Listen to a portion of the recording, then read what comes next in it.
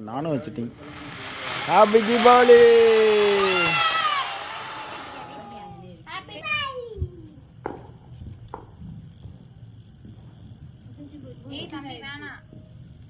மறுபடியும் ஏடா டேய்.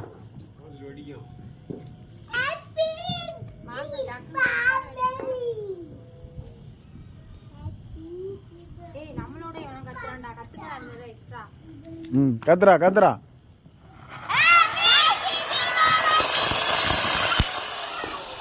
பக்கத்துலேயே வர மாட்டியாம்மா, நீ அங்கே போய் நின்றுக்குமா. போ என்ன பட்டுச்சு உனக்கு? அப்படியே வெந்துரு. அதுதான் கொஞ்ச நேரம் எறிட்டுண்டா.